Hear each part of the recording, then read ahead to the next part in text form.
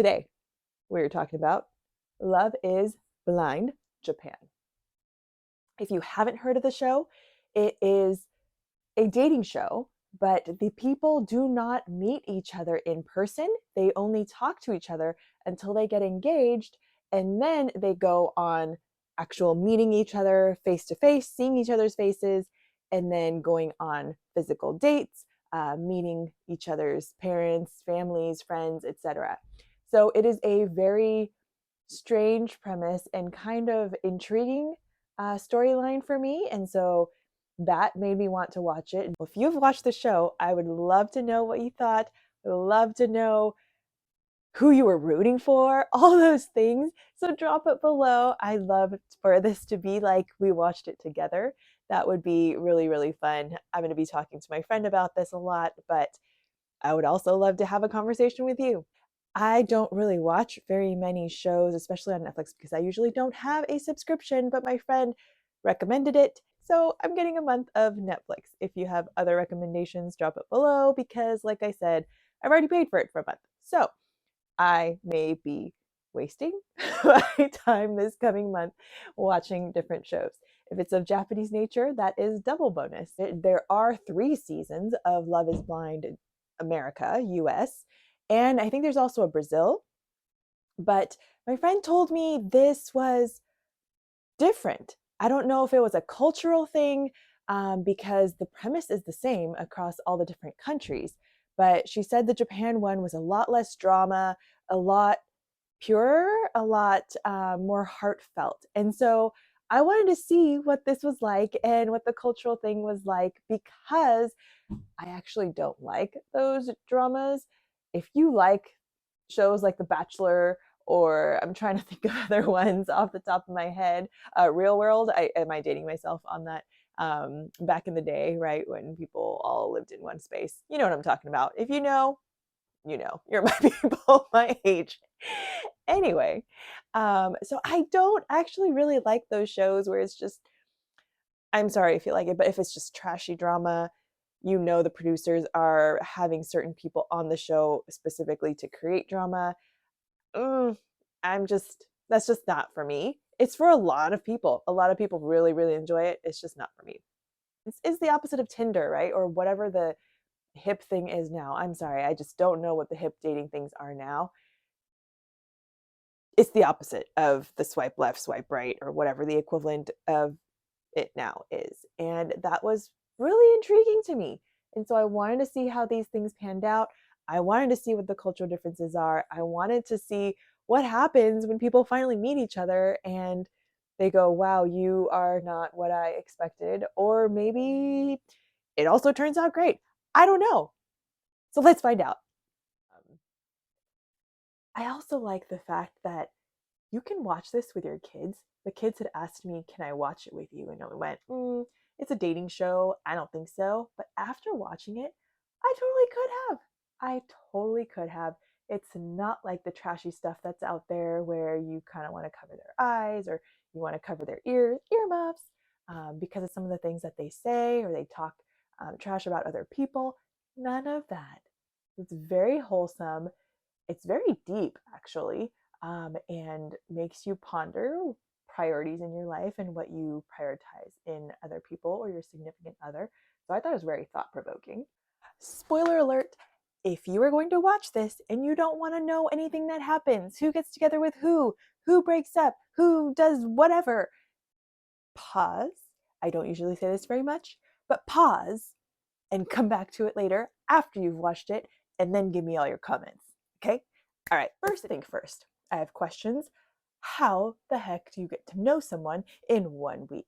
Enough to say, yes, I want to get engaged to this person, go on a retreat with them, then live with them for 3 weeks. Is it possible? Is it possible? Do you think so? I don't know. I don't know. Another thing I was thinking about, I am definitely not Japanese because if they couldn't see me on a date, I wouldn't get dressed up. These girls look fabulous every single time. Is it because they're on a show? Maybe. But I think a lot of people are actually like that. I'm definitely not. I mean, I kind of see the mentality where you would get ready to get in the mindset. Like sometimes I get ready for work, even though I'm not going to work and I'm working from home. So maybe it's that same mentality. But a lot of times I also just get dressed for the part that you can see and I still have pajama pants on. So which one are you? The girls in the video or me? Because a big thing here is appearance really shouldn't matter, right? That is the premise of the show. But how can it not matter? How can it not matter? You've got to at least be somewhat attracted to that person, right? Hmm. Hmm. Can we pause this for a second and just look at the way that he looks at her? Find someone that looks at you like that.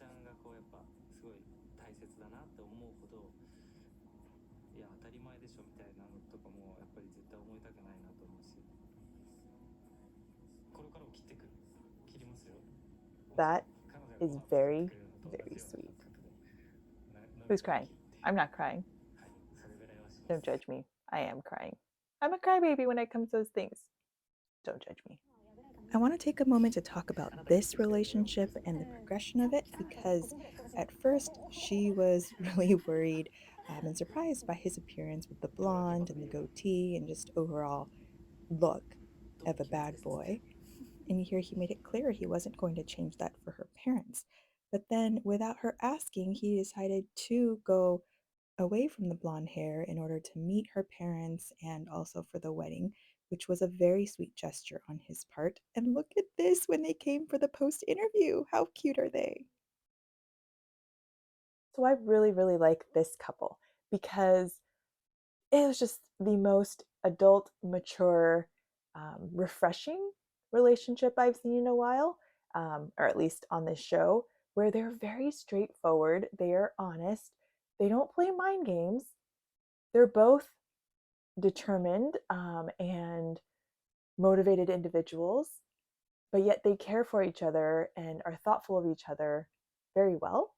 So I really appreciated that. I kind of resonated with a lot of pieces of Midori, or maybe I wished I were more like her, but I appreciate it.